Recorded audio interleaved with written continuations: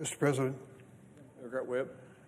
Mr. President, my friend from Wyoming, my colleague on the Republican side, just gave a litany of accomplishments of the Trump administration. That is his view of the political world, and he's certainly entitled to it. But the vote results from last night show that America does not agree with what the senator from Wyoming said. They're not happy with the MAGA movement and what it's brought to America. The results across the board were overwhelmingly in favor of the Democrats last night. It doesn't square with the happy talk which we've heard on the floor about the achievements of the Trump administration. In fact, in one candid moment, President Trump conceded that the shutdown cost him many votes in last night's election across the board. He's right. The American people have come to understand what this government shutdown is all about. It's about their bottom line, their home budget, their health care, their insurance cost. In my state, it's typical. People are seeing a doubling of their health insurance premiums as of January 1st, and in some parts of my state, tripling. In other parts of the country, it's even more. Why is this happening? Because of the big, beautiful budget bill of the Trump administration. It eliminated the tax treatment that helped families pay for these health insurance premiums. And as a consequence, their premiums are going through the roof. What is that going to do to a family? It has to make a choice that comes down to $200 or $300 a month more in health insurance premiums.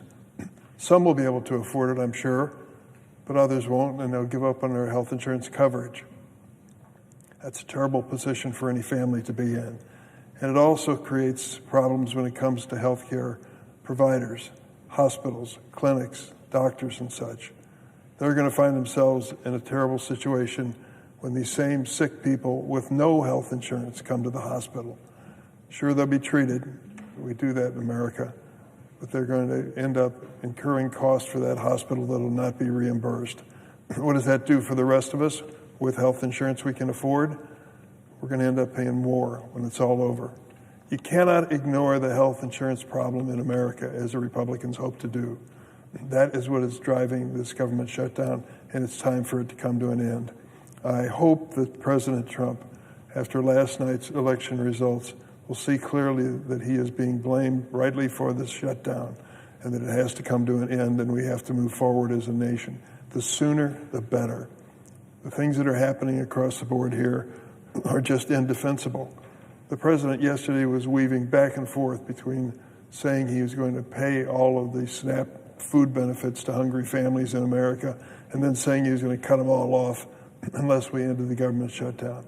Back and forth during the course of the day, it was hard to follow his position. I'm still not sure where it ends, but I worry that the families desperate for assistance and paying for food, put it on the table, are still uncertain themselves. The food banks cannot take care of this problem. This program, the SNAP program, known as the food stamp program, is critical to feeding America for over 40 million of our neighbors and friends. It is time to make it clear that the payments are going to be made, no ifs, ands, or buts about it. I hope the President makes that clear today. Mr. President, on an unrelated topic, this coming weekend will mark 2 months since President Trump launched his so-called Operation Midway Blitz in my home state of Illinois. You remember what it's all about. The President was sending in ICE agents dressed in combat uniforms with masks on their face and no identification as to who they worked for, to arrest what they considered to be would-be robbers, terrorists, murderers, rapists, and the criminally insane who had come across our border in past years. They set out to do that, but what has happened is exactly the opposite. Instead of taking dangerous people off the street, they are harassing and intimidating people who have no crimes in their background whatsoever. The stories just come tumbling in every single day. The head of the Department of Homeland Security calls this ICE force her dream team. Well, let me tell you, this dream team has done things that are just unthinkable when it comes to the laws and Constitution of this country. In the 2 months since the president started sending these workers in, he's achieved what I believe his true objective is, not to bring down violent crime, but to spread fear in the hearts of our communities, especially our immigrant communities. In these 2 months, we've seen people thrown to the ground and beaten. This is not speculation. It is videotaped. We have it. We've seen children ripped from their beds in the middle of the night.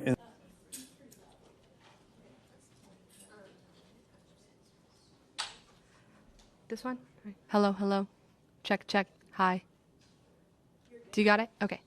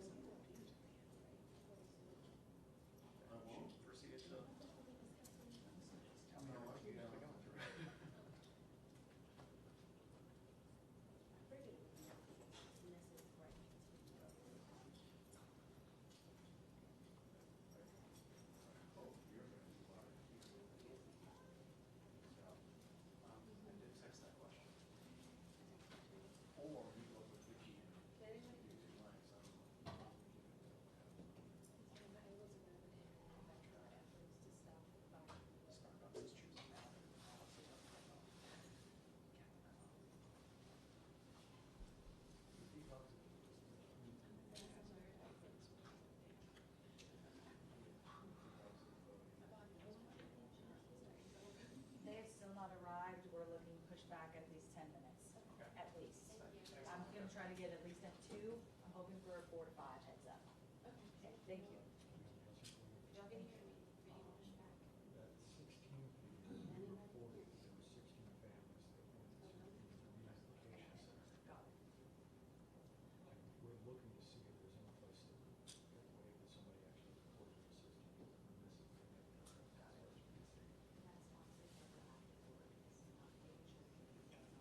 Hey guys, I'm trying to talk to you. I have an update.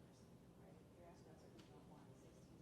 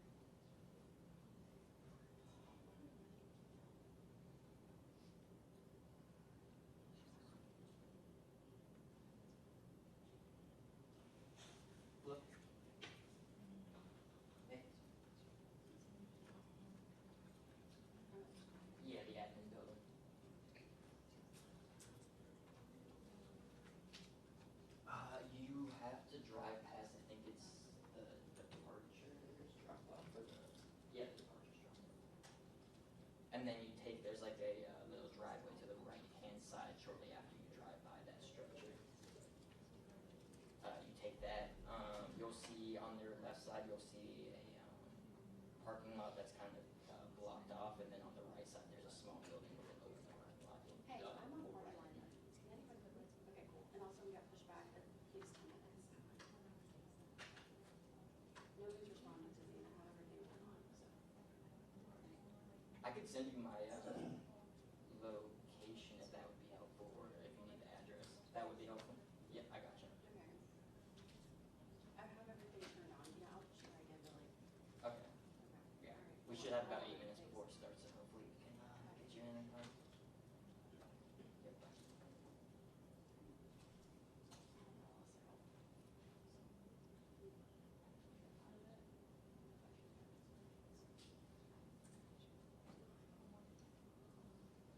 Oh, clear call. I think we used that as here. Okay. I hated it. That's pretty awful. Now we're back to style. It's great.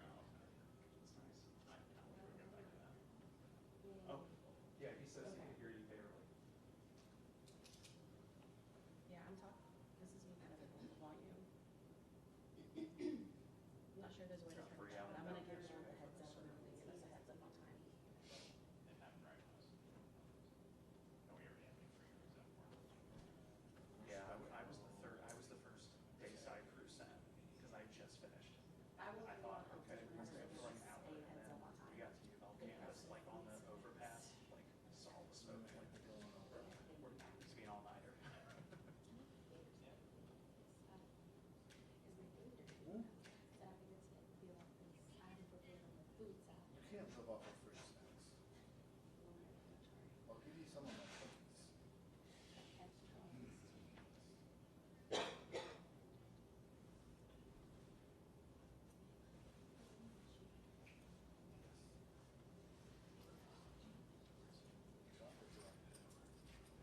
This will be a local press conference, and you get two people putting over.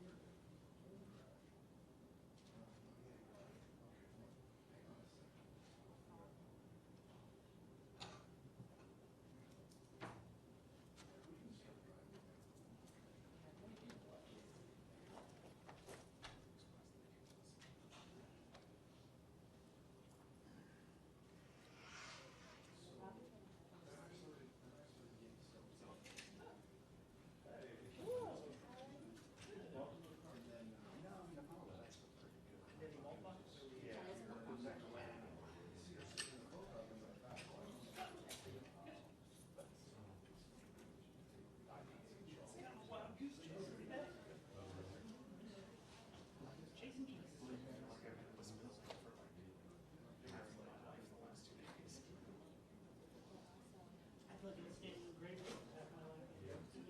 next point over the turn, plus if the engine comes off the plane, you lose all balance.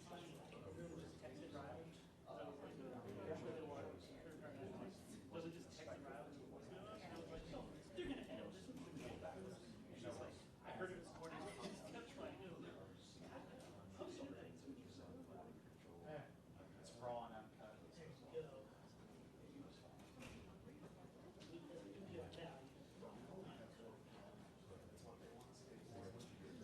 Uncensored.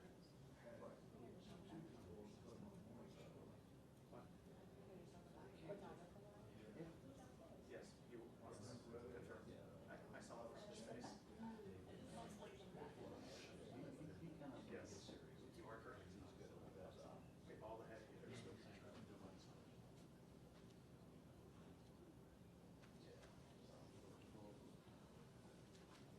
But, I think the airport people in the air, talking for a few minutes.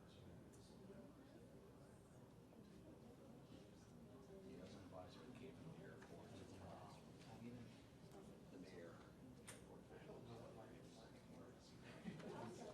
The governor said he was going to team Kentucky. They're still deciding as to where and how they're going to or if they're waiting for him to come here. You've been here ever since? Don't know. They've got to be the advisory. Dan Lee at the airport said that she would try to pass along anything that each year. I've been watching. NTSB is really good at giving updates on what they're going to do on their Twitter. NTSB. So I've been watching that. It's just, see, I was just kind of, they're going to talk sometime. Are they less prominent in the TV? We only show them these stuff. Yeah. Nice speaking time. I'm gonna try to catch up on that. Insights. We just,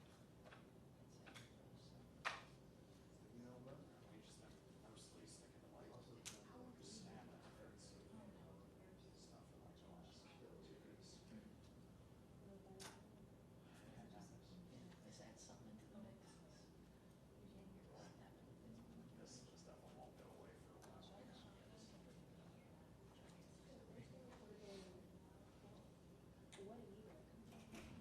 Speak back on it. Just so you can be.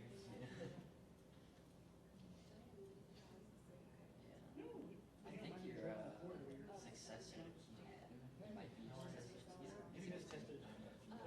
well, so he was the news director at TJS for like Was he? Okay. 2 or 3 months. I didn't know that. Quit. And then replaced me. 2 or 3 months. That's a pretty. Yeah. Yeah. You want to do another mic check, Riley? Sure. You know, We have new friends. Check 1 2. Check check check. Levels. Check check check check check. Check 1 2. Checkity check check. Check check check. Check 1 2. You good? Okay. Absolutely. keep that on. He did shoot me a text message. You ever want to talk about HAS? I mean, I did hear about it. I don't know what I went, but I appreciate this. You guys able to get anywhere near the Zoom? I'm trying.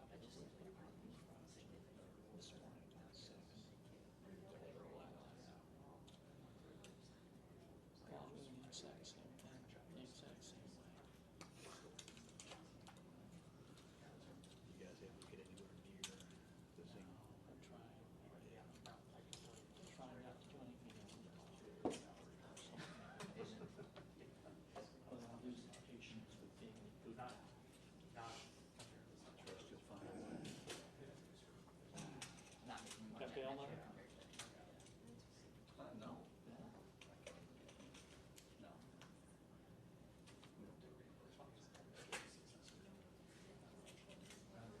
Sorry, Governor. Well, morning still. We've just been updated. We are anticipating a noon start. That's all we're being told. I just want to let you guys know, since I know you are here, I'll stand by. Okay? Noon start is what we're anticipating.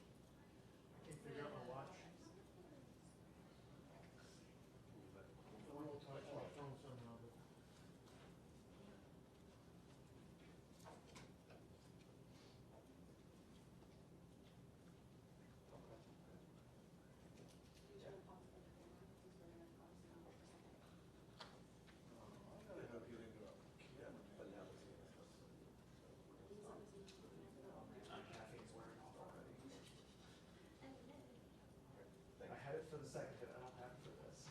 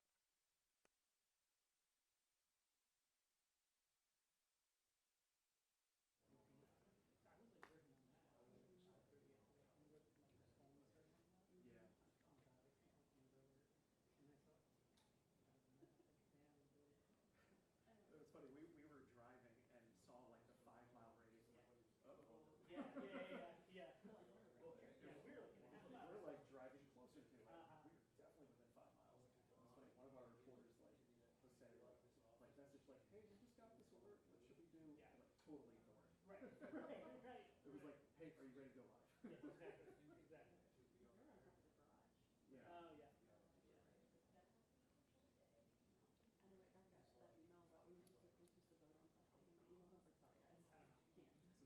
Can you give me a mic check? Hmm? Give me a mic check. Yeah, I'm going to talk about this loud if that's okay with you, probably, maybe. Yeah.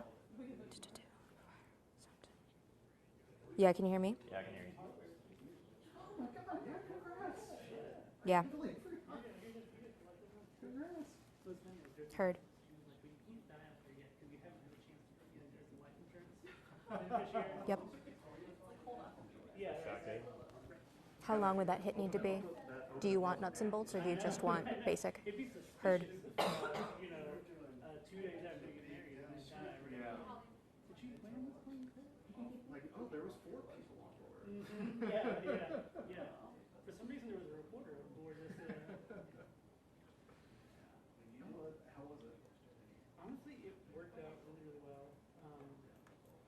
So the diciest part was that we forced our families to do a 17-mile bike ride. Have you heard of the Virginia Creeper Trail? No. It's a rails and trails kind of thing. So it's like pretty flat, actually. But we just wanted to get our folks to do something and not just sitting around this house. So we like rented a bunch of bikes and had them do the trail. We weren't totally sure if we'd be able to finish it, but they all did. And they were all very proud about it afterwards. A wedding and a workout. I know. It was beautiful. It was beautiful. Congratulations. Really happy for you guys. Good to finally get it done. Yeah. We're thinking about doing a brunch on Sunday. It's so if you guys are around.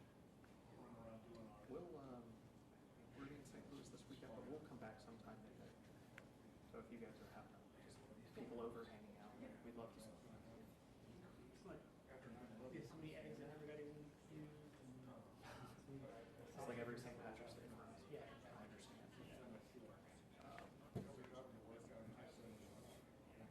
Is he in Frankfurt right now? Yeah. Got it. Okay. Got it. But I guess Is it Hayden? It's going to be easy for like Lexington outlets and stuff to do that. Hayden and Val. Get the whole state, let the mayor do this. Still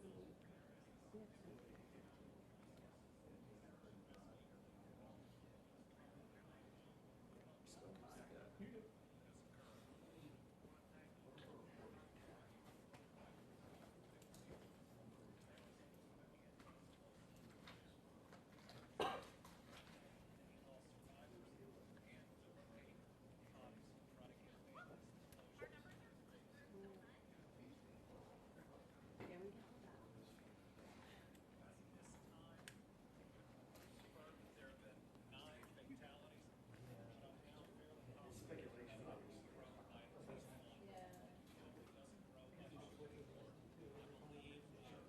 Yeah, no, there's value to being out there.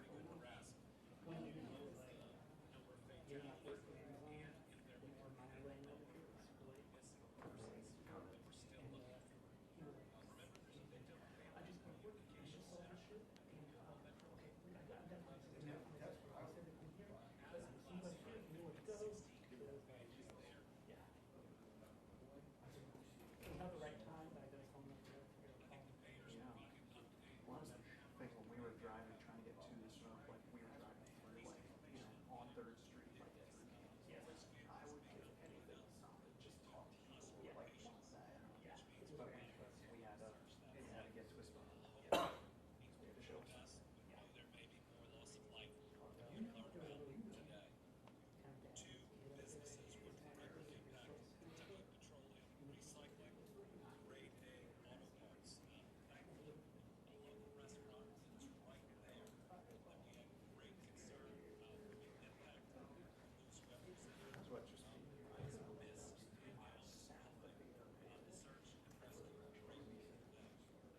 that's what the fire is.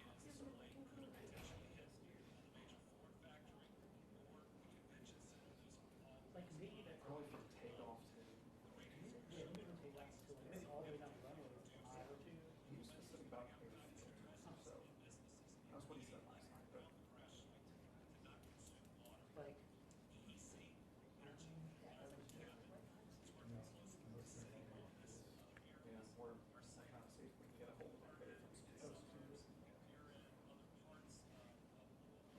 told her,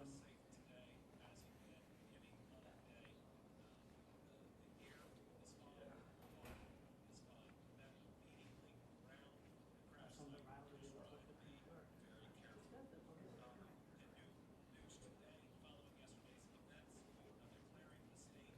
You guys got it. I heard that. I'm listening to it too. What's the, like, setting up? What do you think they use, like, is that so they can, like, activate other emergency people who? We get, it frees Yeah. up our money, yeah.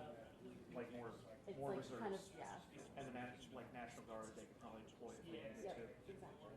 It kind of cuts a bunch of our time. Yeah. Yeah, We're that's, happy to do it anyway. That's why they do it before like floods hit and stuff.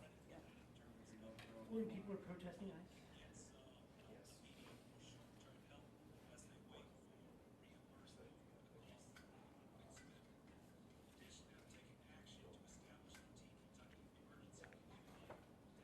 Speaking of, has there been any federal? Has there been any federal, like, White House?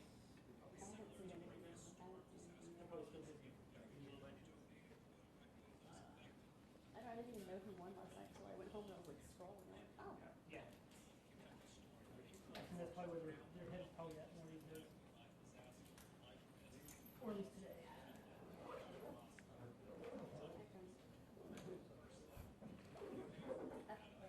So it's at this spot right here, if you do something. You can, here. Cause I can scooch some.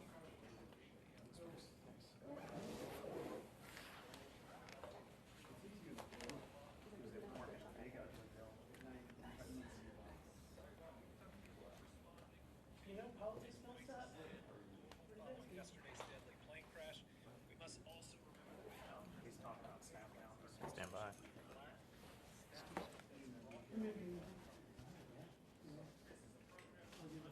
Oh, are you talking? Well, I mean, still be able to enjoy it if you start.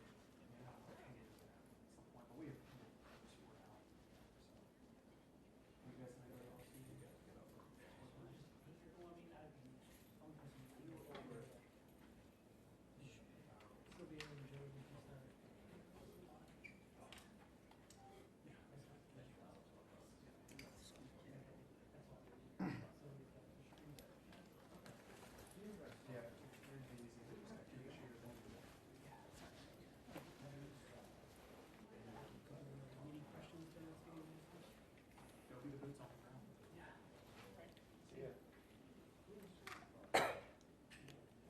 So you have another year, right?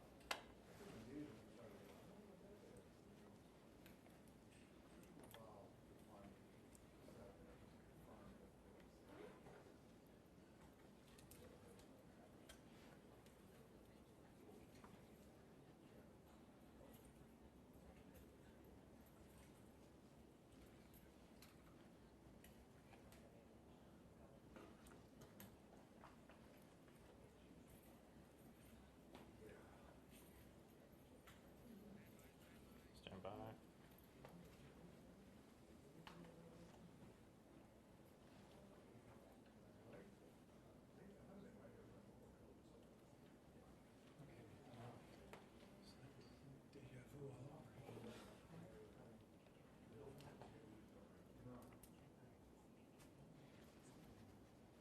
Yeah.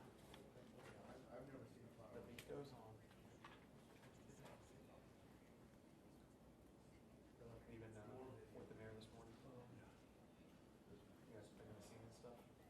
Haven't been to the scene yet, no.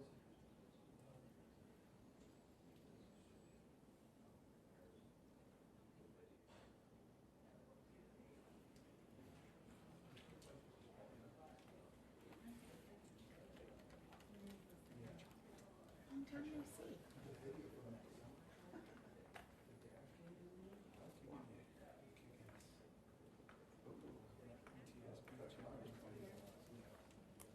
Nice. Yeah, Valerie, we're on standby for that press conference. It was expected to begin at 11. Now they're expecting it to begin at noon. I have stepped behind the camera, so you're taking a look at the podium where the mayor is expected to speak shortly. As Val just said, the National Transportation Safety Board is expected to lead this investigation into the fiery crash of that UPS cargo plane. The investigation could take a while. I mean, a large team from the NTSB is doing that thorough investigation. We expect roughly 30 members, 30 investigators have arrived in Louisville. And earlier this morning, Lindsay was out on the scene. She reported that there were more than 200 first responders still on the scene more than 12 hours later. She said that they have moved to the recovery efforts. Governor Andy Beshear just reiterated that. He also talked about how countless fire departments and first responders are helping since that crash happened around 5:15. Oklahoma Fire Department, though, was one that he named as the main one responding. He also said that the death toll has now reached 9. There are several others who are also injured, and Governor Beshear also says he expects at least one more person will be added to that death toll. There is still a shelter in place for a quarter-mile radius from the airport that is much smaller than it was this time, not this time, after the crash at 5:15 yesterday when it was a 5-mile radius. Now it is a quarter-mile radius from the airport. Again, that is roughly where we are for this press conference. Officials also are warning people not to touch any of the debris from that crash. Instead, they want everyone to report it. We have a link to do so on our website, but we will continue to wait for this press conference to start. Again, the mayor is expected to speak at about noon. We know that the NTSB has touched down near the Louisville airport to start their investigation. So we will keep you updated. Valerie?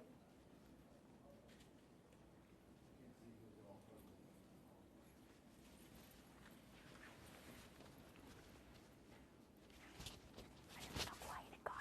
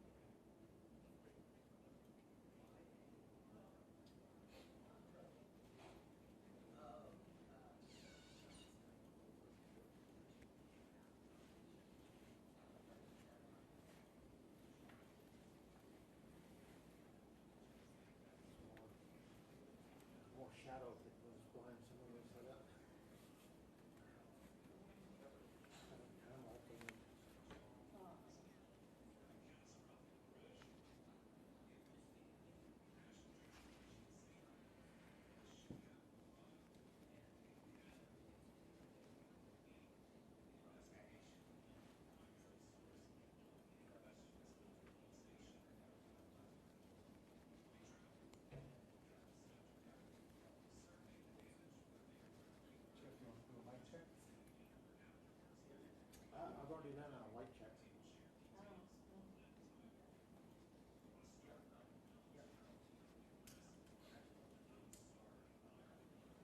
Should I do a light check? Check.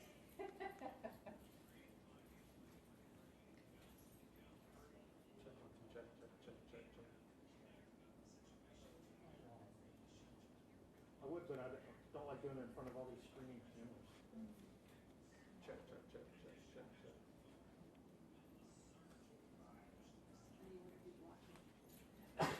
What's that? Yeah, what will they do with that light check?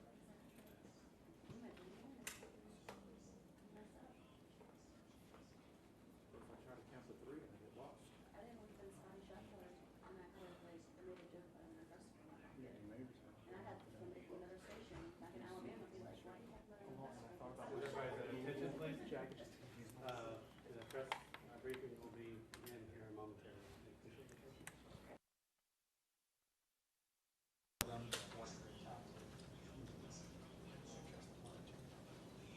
Press conference starting soon, press conference starting soon, 47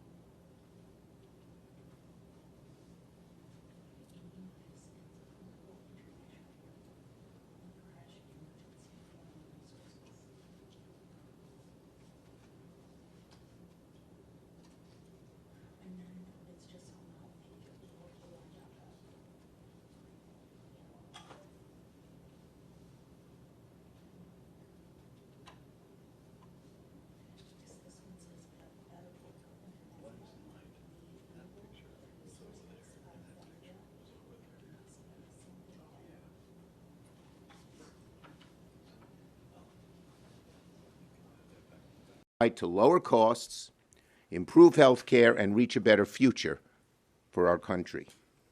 But more importantly than that, last night was a great night for American families that are struggling now to make ends meet, because the election showed that Democrats' control of the Senate is much closer than the people and the prognosticators realize.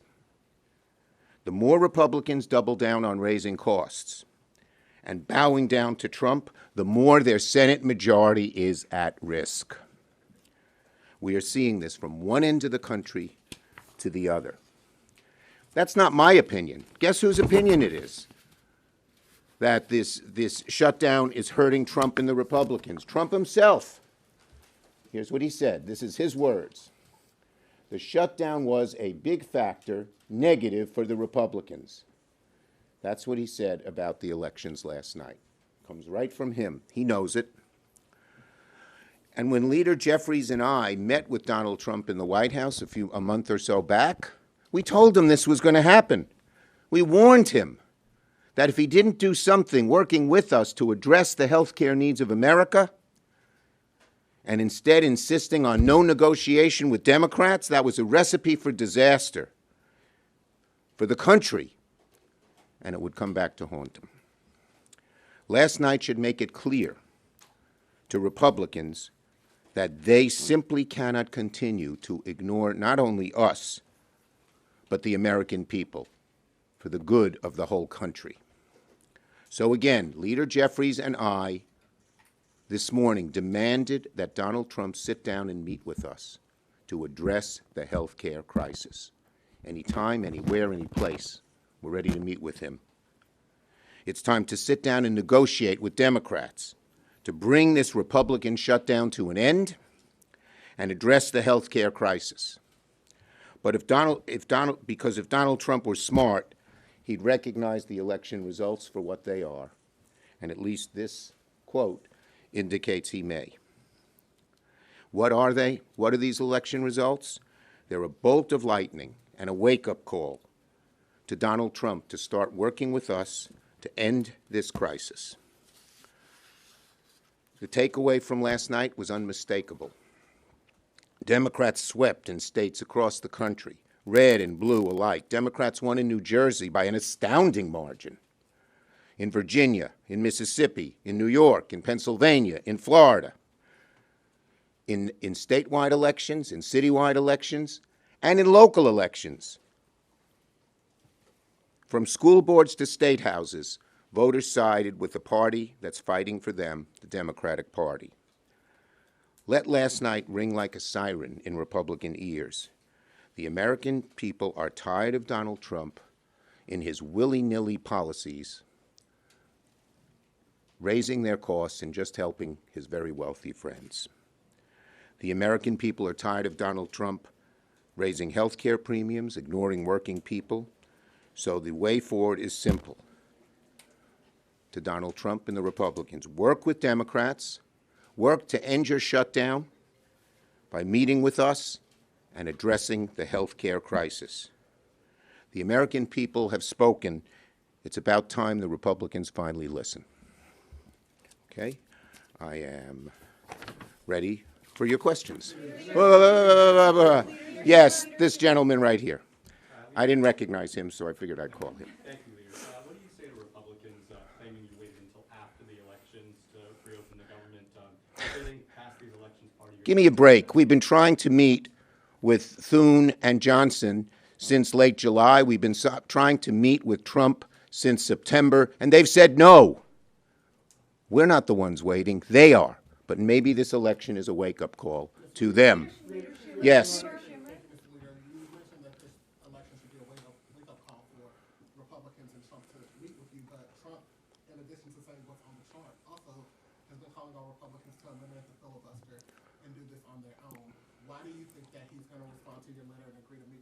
Well, look, if he says he's a smart politician, the election results were not vague. They were not unclear. They were a lightning bolt. Trump, America doesn't like what you're doing. Change course. Yes. Thank you, Mr. Mayor.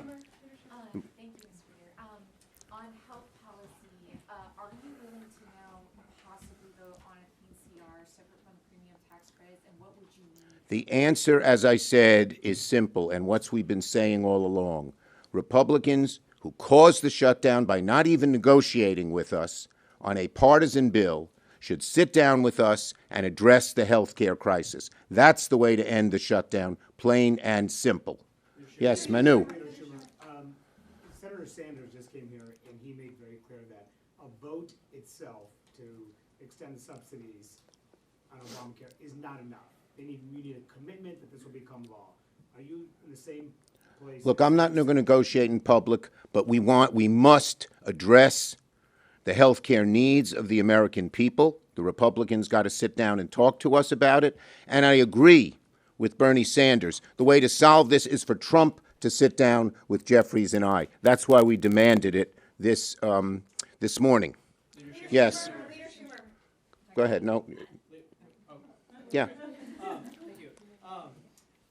President Trump has said that the Republicans should nuke the filibuster because he says that you would do the same thing, or you're going to do the same thing in the future, so they should just go ahead and get ahead of it. Look, stop the bull. Sit down and talk to us and end the health care crisis. Stop coming up with all of these excuses. He doesn't know anything about what we're doing here. One thing he should know, this: he's caused the shutdown. The American people know he has caused the shutdown, but the American people are demanding he bring real relief. Go ahead, Annie. How did I imagine that? Let me read you a quote that AOC said last night when asked about you not endorsing Mamdani. She said, "The Democratic Party cannot last much longer by denying the future, by trying to undercut our young, by trying to undercut a next generation of diverse and upcoming Democrats that the actual electorate and voters support." Listen, what do you say to that? I'm moving forward. This morning I talked with Mayor-elect Mamdani. We had a very, very good conversation. We said that we cared about New York City and that we look forward to working together to help the city and improve the city. I congratulated him on running a very, very good campaign. And the issue that he is stressed is being stressed by Democrats across the country, from one end of America to the other, the high costs that the Trump administration is imposing on us and their failure to do anything about it. Yes?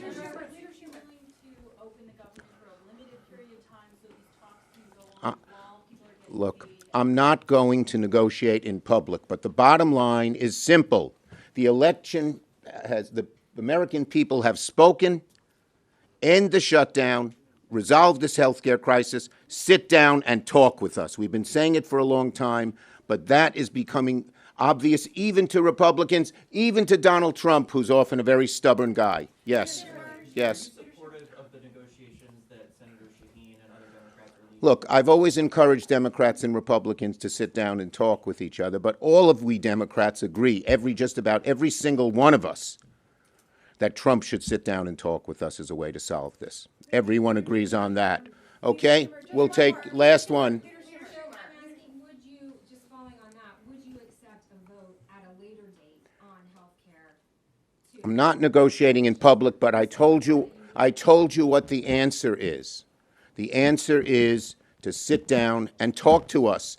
This election is clear as a bell, and I think it's going to affect Trump, and I think it's going to affect the Republicans. They can't, if they put their heads in the sand about this election and continue on their same path, their shutdown, their inability to help people with health care, tariff, and other costs, they're going to be in big trouble. And that's why I'm, feeling, look, this is just a battle. We have a long war to fight.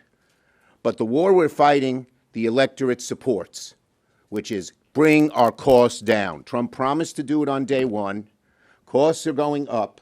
Tariff costs dramatically up because of Trump. Electricity costs dramatically up because of Trump. Health care costs dramatically up because of Trump and the Republicans. 3 times they refused to extend the ACA credits. Thank you, everybody. Leader Schumer, are you running for re-election? Did you vote for Mamdani, sir?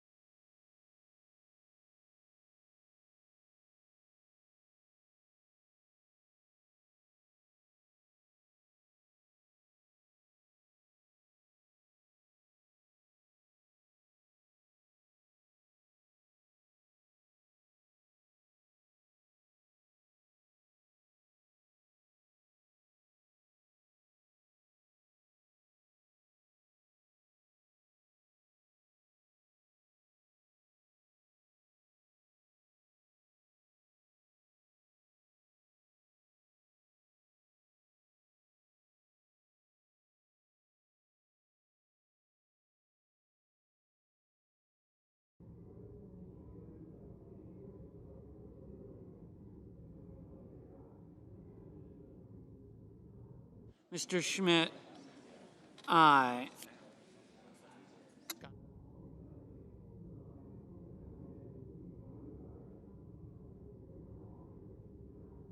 Mr. Warnock, no. Mr. Daines, aye. Ms. Smith, no.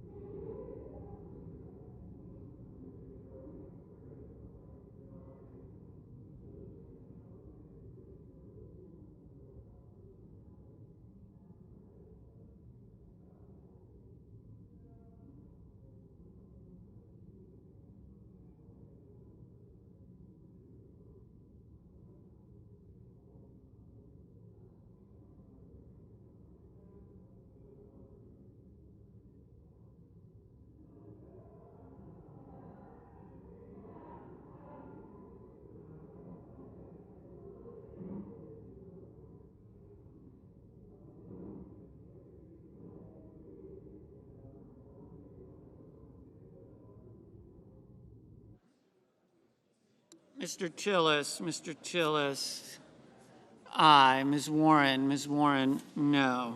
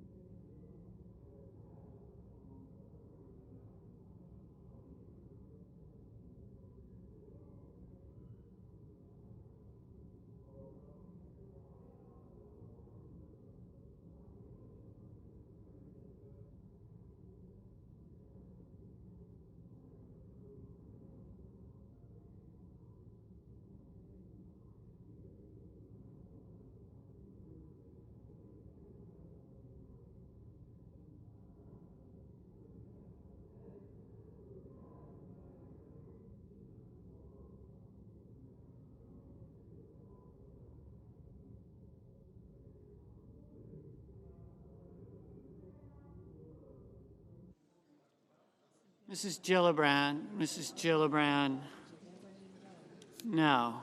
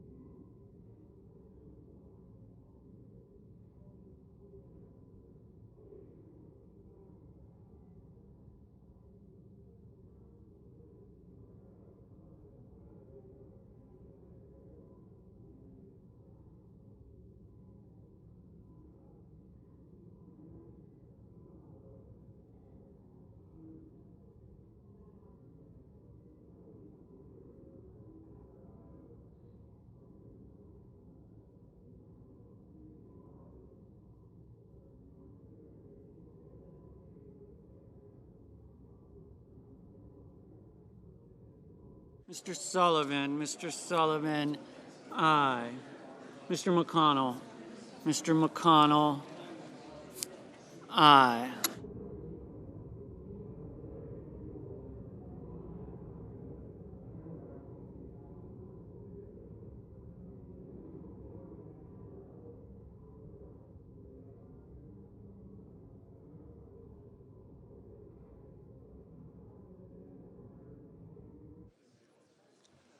On this vote, the yeas are 52, the nays are 45, and the nomination is confirmed.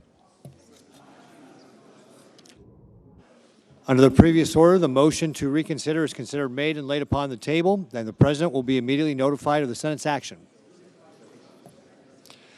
The clerk will report the motion to invoke cloture.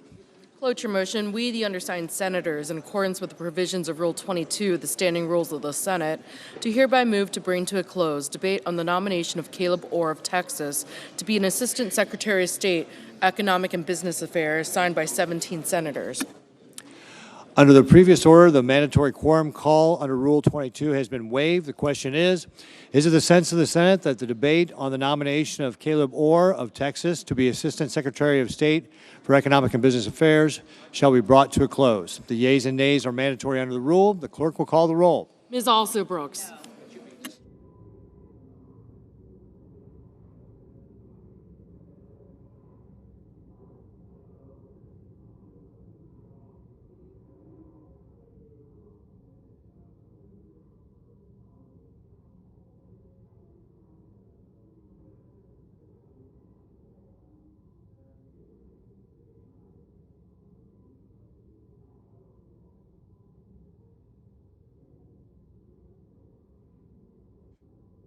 Ms. Baldwin.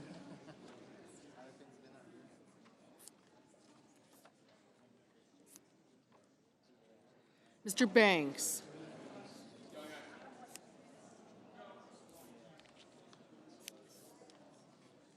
Mr. Barrasso. Mr. Bennett. Mrs. Blackburn. Mr. Blumenthal. Ms. Blunt-Rochester. Mr. Booker.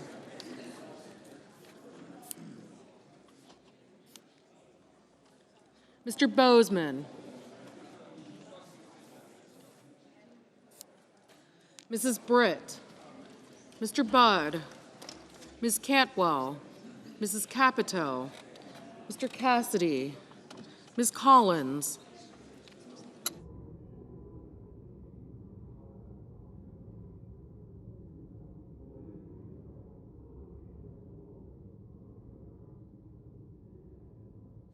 Mr. Coons, Mr. Cornyn,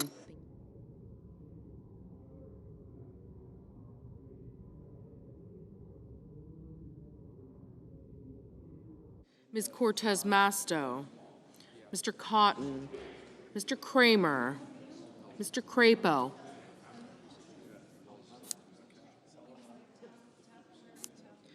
Mr. Cruz, Mr. Curtis, Mr. Daines, Ms. Duckworth, Mr. Durbin, Ms. Ernst, Mr. Fetterman, Mrs. Fisher, Mr. Gallego, Mrs. Gillibrand, Mr. Graham, Mr. Grassley, Mr. Haggerty,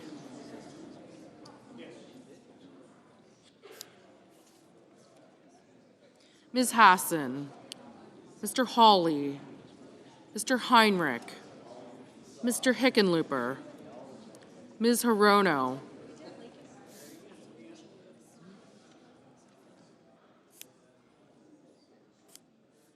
Mr. Hoven, Mr. Husted, Mrs. Hyde-Smith, Mr. Johnson, Mr. Justice, Mr. Kane,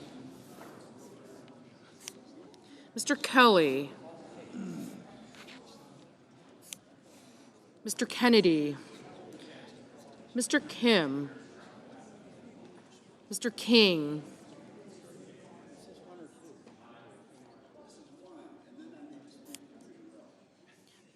Ms. Klobuchar,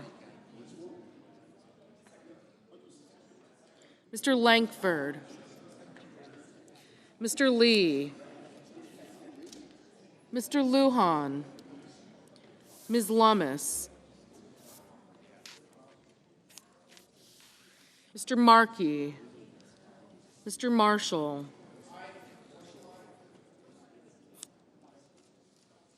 Mr. McConnell, Mr. McCormick,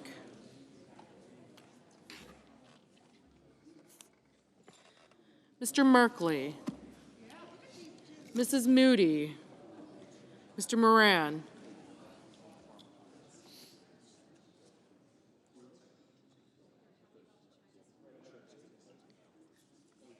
Mr. Marino, Mr. Mullen, Ms. Murkowski, Mr. Murphy, Mrs. Murray, Mr. Ossoff, Mr. Padilla, Mr. Paul, Mr. Peters, Mr. Reed,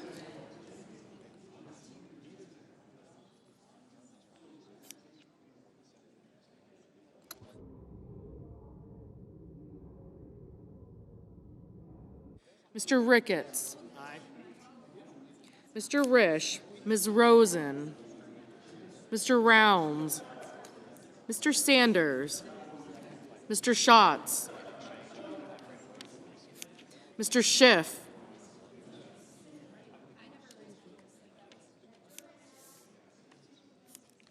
Mr. Schmidt, Mr. Schumer, Mr. Scott of Florida, Mr. Scott of South Carolina, Mrs. Shaheen, Mr. Sheehy, Ms. Slotkin, Ms. Smith,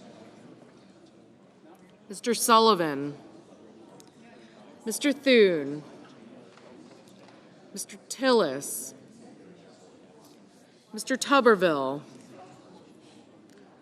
Mr. Van Hollen, Mr. Warner, Mr. Warnock, Ms. Warren, Mr. Welch, Mr. Whitehouse, Mr. Wicker, Mr. Wyden, Mr. Young.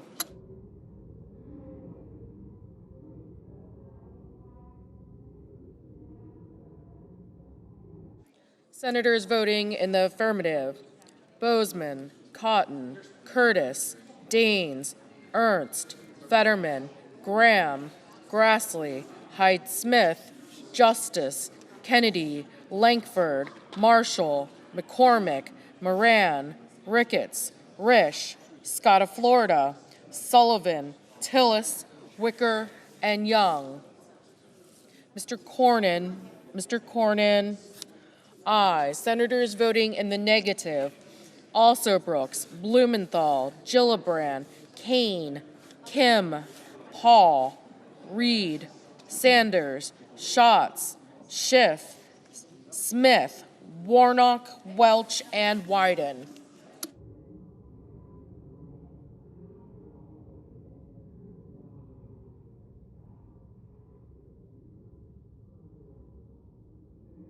Mr. McConnell, aye. Mr. Murphy, no. Mr. Haggerty, aye.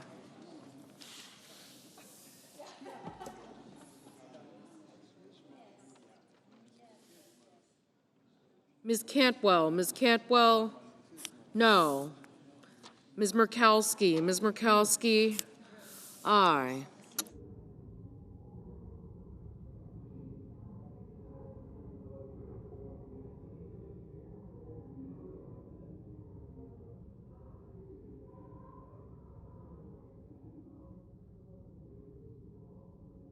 Mrs. Fisher, aye.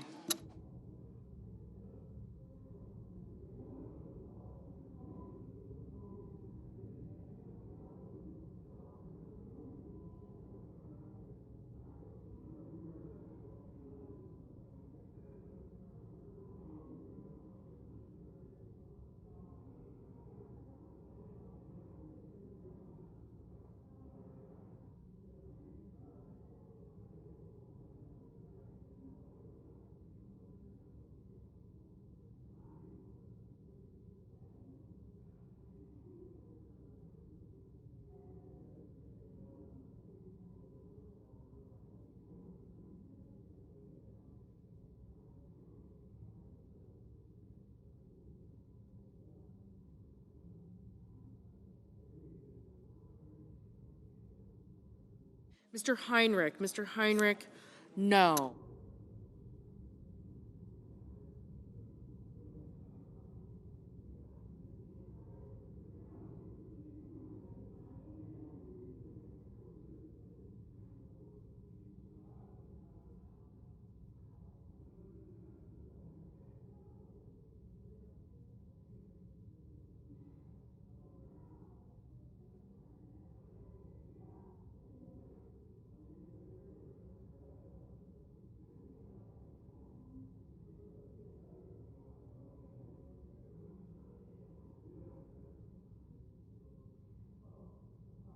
Mr. Cassidy, aye.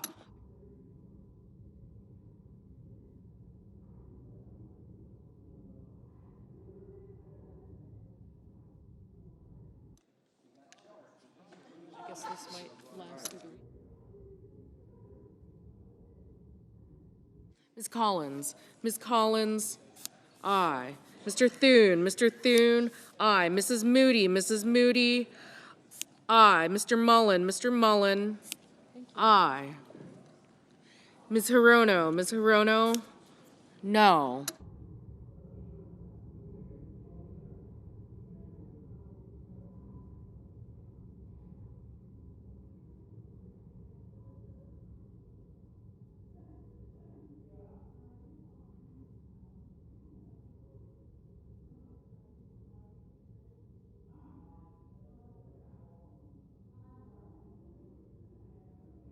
Ms. Blunt Rochester,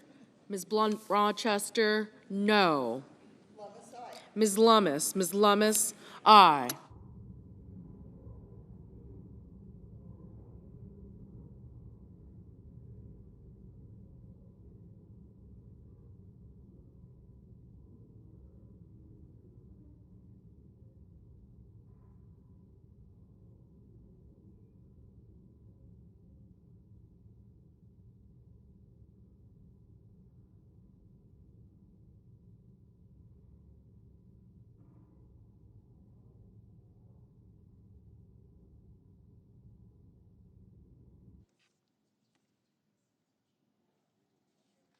Ms. Baldwin, no. Ms. Duckworth, no.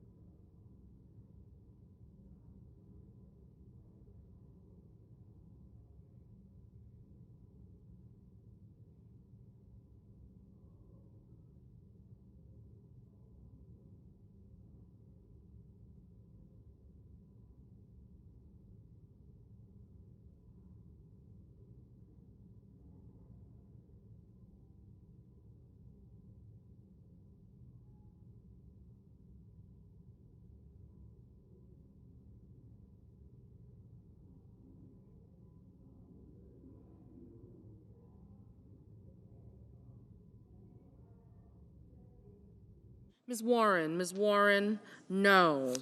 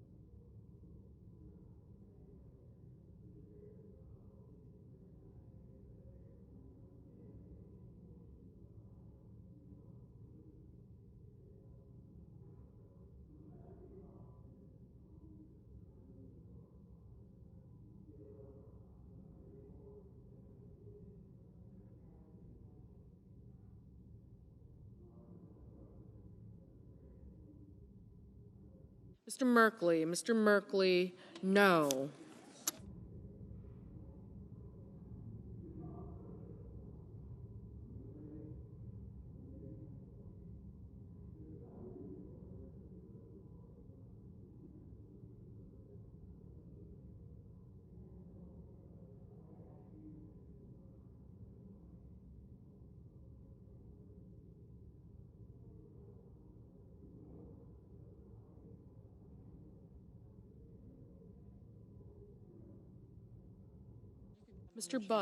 Mr. Budd, aye.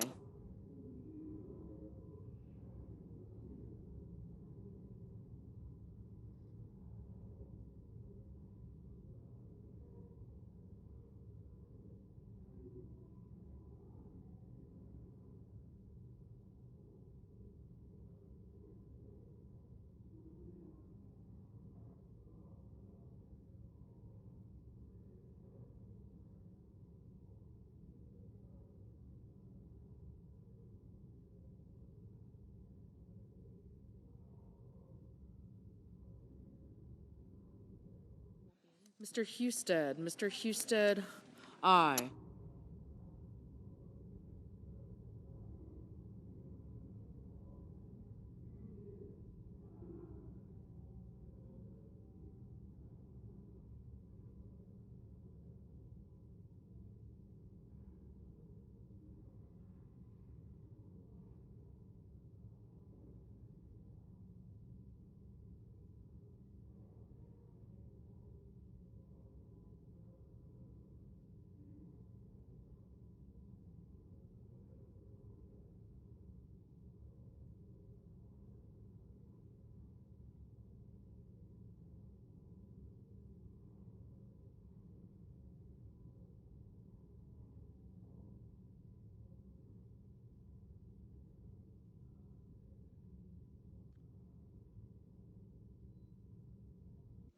Mr.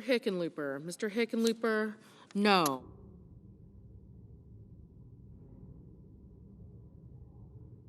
Mr. Van Hollen, no.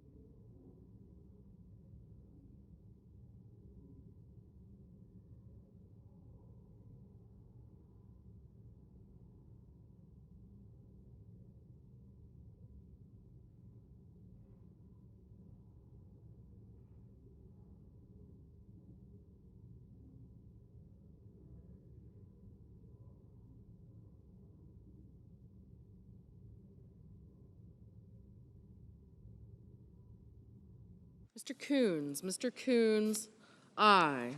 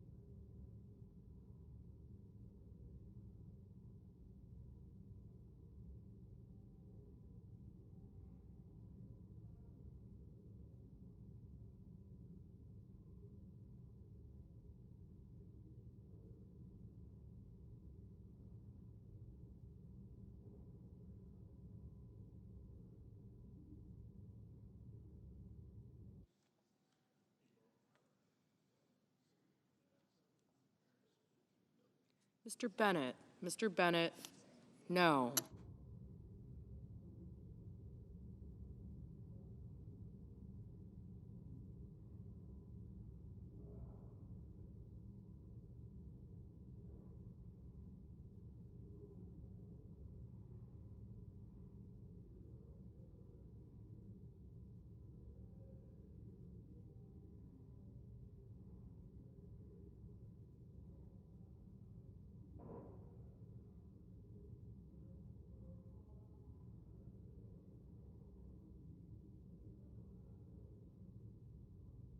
In the face of the American people. Most recently, what was on display down in Trump's luxury resort in South Florida, enough of the excess, the corruption, and the lack of focus on the issues that matter. Democrats in the House will continue to lead on the issue of affordability, will continue to lead on the issue of health care, and will continue to lead on the issue of making this great country the best version of herself. And our field general leading the charge in connection with what will happen next November when Democrats take back control of the United States House of Representatives is the DCCC Chair, Susan DelBene. Thank you, Mr. Leader. Thanks everyone for being here, and thank you for your leadership just through this incredibly tumultuous time. Yesterday, from coast to coast, voters sent a resounding message that they reject the Republican agenda. They are raising costs on everything from healthcare, housing, utilities, their efforts to blatantly, and they rejected their efforts to blatantly rig the system to stay in power. Voters in California stood up and rejected Republicans' attempts to rig the midterm elections and deny people in California their representation in Congress. California was significant because it showed that voters won't let Republicans cheat their way to win. The passage of Proposition 50 is a victory for free and fair elections. It proved that the public understands what's at stake and that Democrats are fighting to level the playing field and respond to the outrageous and un-American attempt by Republicans to rig the elections. The Prop 50 vote also sends a message that while we didn't ask for this fight, that Democrats and the American people are ready and willing to fight back against this Republican scheme. Whether it's California, Virginia, Maryland, Illinois, or other states, we are prepared to fight back on every possible front, every step of the way. Last night's results also affirmed what we've been building here at the DCCC all year is the right recipe to win in 2026. In Virginia and New Jersey, voters overwhelmingly rejected the Republican vision that puts the wealthy and the well-connected over the needs of everyday families. It's a testament to the quality of candidates like Mikey Sherrill and Abigail Spanberger, our colleagues and now soon-to-be governors. They're both former red to blue candidates. They're former House frontline members that flipped their seats in 2018. For the midterms, we're recruiting the same types of candidates. House Democrats are running incredible patriots all over the country who are raising their hands to serve their communities. They come from different backgrounds, different walks of life, but they are all united in their shared singular passion to fight for their communities, to make a difference, to work to lower costs and to improve the lives of working families. And they are ready to work hard. We cannot take anything for granted, and our candidates are out there working hard for every vote. Meanwhile, Republicans are only focused on how they can bend the knee to Donald Trump and rubber stamp his disastrous policies. Now, I say a lot, and I will say it again because it's true. Our great candidates are the difference. They are the ones who make the difference in our mission to take back the majority. Great candidates actually take the time to listen to their communities. If Republicans were actually listening to their communities, they'd know that people are hurting, they are struggling, all because of the reckless Republican agenda and their harmful policies. House Republicans are wrecking our economy, and people are struggling day to day. They are personally feeling how bad the economy has gotten under the Republican trifecta. Groceries, utility bills, housing, health care, child care, everything is getting more expensive because of House Republicans. Trump and House Republicans promised on day one to lower costs, and they've broken that promise over and over and over again. It's going to cost them the House majority. All year we've been saying that Republicans are running scared, and last night showed us why. By every metric possible, we are seeing the American public sour on Republicans' disastrous record of broken promises. And it's why voters are going to reject them in the midterms. House Democrats have the better message. We have stronger candidates, more resources, and as we saw last night, a favorable political environment. The American people are with us. And that's a big, big reason why we're going to take back the majority in 2026. Thank you, and I'll open it up for questions. Mariana. Through line between the success we saw in Virginia and New Jersey and also down even in Arkansas, messaging affordability is one that House Democrats have been talking about throughout the year. We know that's going to be number one plank on whatever agenda you will have, but what other lessons, what other issues stood out to you all last night that will also be part of this House Democratic agenda to bring back? Well, it is the number one issue, and it was the number one issue in 2024 as well. And one big reason why we overperformed in the House, picking up seats on the Democratic side, was because we had candidates talking about economic issues, talking about those pocketbook issues on the ground. And it absolutely continues to be the top issue. Like I said, housing, healthcare, childcare, energy costs, groceries, all going up because of Republican policies. And people see that, they feel that. You saw people cast their vote knowing what's happening right now.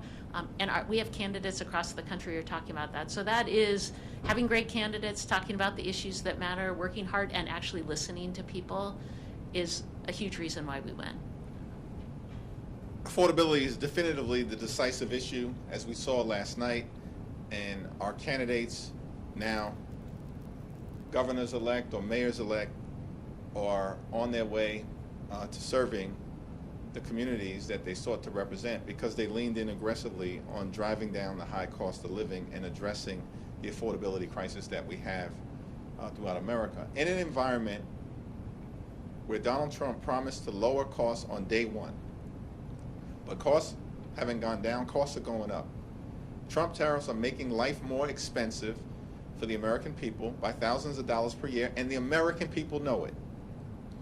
Housing costs are up, child care costs are up, grocery costs are up, electricity bills are through the roof, and now throughout this 36-day Trump Republican shutdown, the American people know that for tens of millions of folks, their healthcare premiums, copays, and deductibles are about to skyrocket at levels that will make accessing a doctor unaffordable for them because of the Republican refusal to extend the Affordable Care Act tax credits. And so we're in an environment where Democrats are going to continue to lean in on lowering the high cost of living because America's too expensive right now, and continue to make clear that Republicans haven't done a damn thing to make their life more affordable, and in fact, they've done the opposite, which is to make life more expensive for working class Americans, middle class Americans, and everyday Americans. At the same time, what is also interesting is that you saw decisive Democratic victories in other parts of the country that clearly also signal the national environment that we're in. Sweeping the state Supreme Court races in Pennsylvania, a battleground state that Donald Trump just won last year. Winning down ballot statewide races in Georgia for the first time in 20 years. That's an indication of the environment and a rejection by everyday Americans of the extremism that Republicans have unleashed on the American people. And thanks to great leadership from Governor Newsom, who's done a phenomenal job leading the Prop 50 effort side by side with the congressional delegation led by Zoe Lofgren, Pete Aguilar, and Speaker Emerita Nancy Pelosi, side by side with our partners in organized labor, side by side with the California legislative leaders. It was an all-hands-on-deck effort to get Prop 50 over the finish line decisively. But Prop 50 didn't involve an individual name on the ballot. It was an idea that we have to stop Trump from stealing the midterm elections and give the American people the ability to decide who should actually represent them in the Congress after the 2026 midterms. Thank you, Chair. Following up on Prop 50, Republicans, they filed a lawsuit this morning in an attempt to block California food house maps. What's your reaction to the lawsuit? Does that pose any concerns to the effort to, as the leader has said, to offset some of the attempts that Republicans have made to gain with Democratic seats through this decade? First, I'd say it's interesting that Donald Trump goes to the Republicans in Texas and says, give me 5 seats, and Republicans say, yes, sir, and they think that's okay. The people of California, who got to have a vote and a voice, Republicans don't think that's okay. I think that says everything about where Republicans stand. It's a frivolous lawsuit. Everything that was done in California was done consistent with the Constitution at the state level, with the United States Constitution, and with Section 2 of the Voting Rights Act.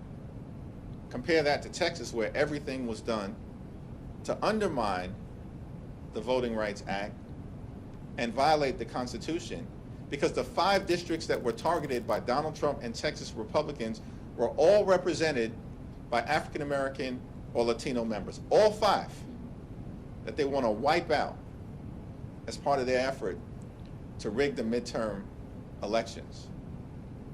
And we expect that there will be a decision sometime soon from a 3-judge panel in Texas that might conclude that what was done by Texas Republicans was unlawful. And that's very different, as Susan pointed out, than what the people decided in California to make sure that they had a fair map that we would be determined by them as individuals, citizens of California, and not Donald Trump and his MAGA extremists. You mentioned that for Democrats, the number one issue is affordability in public locations. For Republicans, what we saw this past yesterday was the focus on social issues, cultural issues, such as trans issues. How are you, directing candidates here and how to respond to those attacks ahead? Candidates talking to people on the ground, talking the issues that matter, taking issues head on, that's how we win in purple districts. And we have candidates doing that. You saw that with Abigail Spanberger and Mikey Sherrill in their races. Republicans have nothing to talk about. They are not talking to people about the issues. They're focused on the pocketbook issues. They're impacting their communities. Mikey Sherrill, Abigail Spanberger, great examples, but across the board, talking about issues, taking things head on, and I think that's why their campaigns were so strong. And we saw this last cycle too, folks talking straight on to issues that Republicans were raising, talking to their communities, having authentic leaders who stand up for their communities. That's how we win. Abigail Spanberger focused on 3 issues: affordability, as it relates to housing and healthcare and utility prices. She focused on job creation in a state where Donald Trump and his administration have attacked the people of the Commonwealth of Virginia and have caused the economic growth that should otherwise be taking place to collapse, and that in fact is occurring under a Republican governor in Virginia as well. And then Abigail focused on the highest quality education for the children of the Commonwealth of Virginia. Abigail Spanberger focused on the issues that matter. Here's what Republicans did. They spent tens of millions of dollars trying to weaponize the transgender issue. It failed. And they spent tens of millions of dollars criticizing Abigail Spanberger for deeply inappropriate text messages that were sent by the Attorney General candidate, but not a dime in actually talking about what they would do for the people of Virginia, because Republicans have nothing but a failed track record and a bankruptcy of ideas. But that playbook failed spectacularly. In fact, the Democratic candidate for Attorney General won, and it wasn't even close by the standards of Virginia, 5 points, let alone Abigail Spanberger winning by 15. So this guilt by association playbook spectacularly failed because Democrats are staying focused on the issues. In 2018, it was pretty controversial when the WDCA leadership got involved in primaries. There's a lot of crowded primaries for open Democratic seats right now. There's a lot of crowded primaries to take on vulnerable Republicans. There's a lot of insurgent candidates challenging incumbents. What is the WDCA's policy going to be when it comes to influencing those primaries? Our policy is the same policy we've had since I've been chair. You know, we have great candidates running, sometimes multiple great candidates running in primaries, and they are going to work hard to earn support in their communities to differentiate themselves. We have, in a small number of cases, gotten involved. Janelle Bynum, one example, last cycle, where we were involved in her primary in conjunction with, delegation, many folks supporting her campaign. But, in most of these cases, the voters are going to have a decision on who the primary candidate is going to be.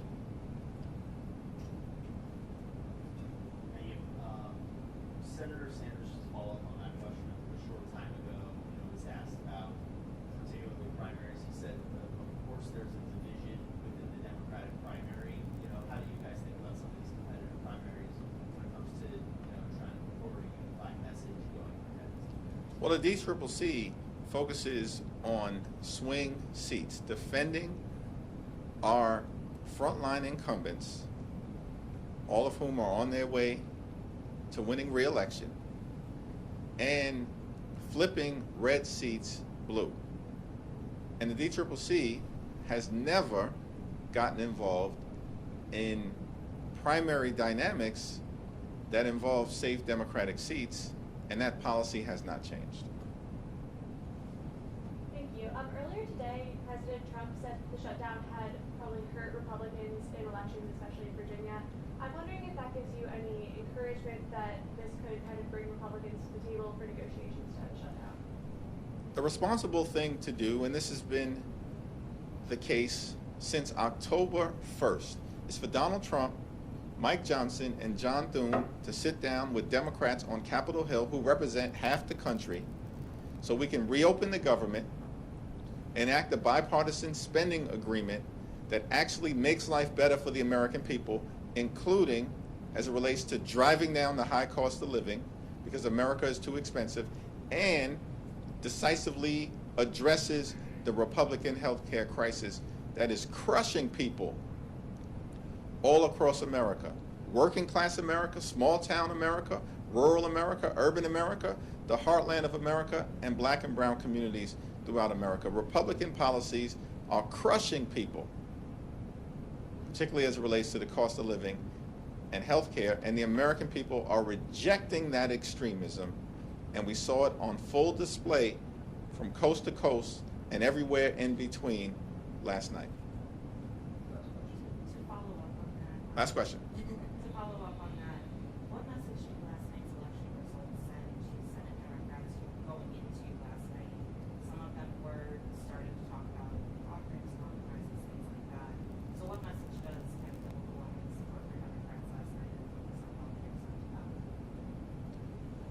Well, we've said from the very beginning that we will consider anything in good faith that emerges from the Senate that is bipartisan in nature, that reopens the government, that decisively addresses the Republican health care crisis, particularly as it relates to extending the Affordable Care Act tax credits, and that actually involves a spending bill that makes life better for the American people, not worse, which is why we have continued to maintain, and Senate Democrats have shown great leadership, led by Chuck Schumer, that we will not support a partisan Republican spending bill that continues to gut the health care of the American people. That was our position in September. That's been our position throughout October, and it remains our position in November. Thank you. Do you want to say anything?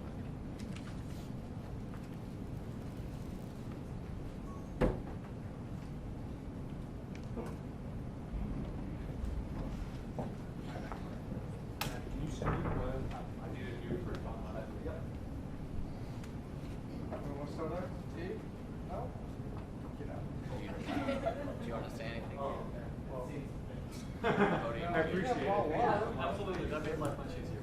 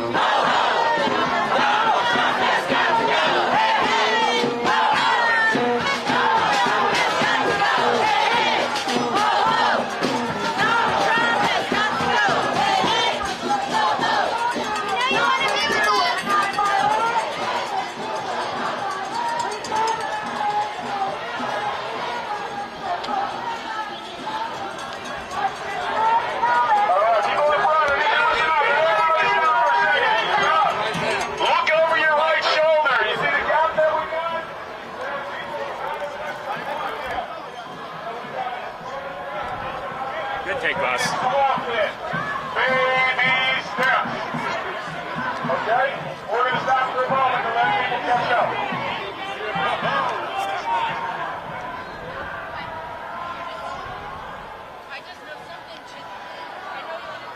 You alright? I'm great. Are you alright?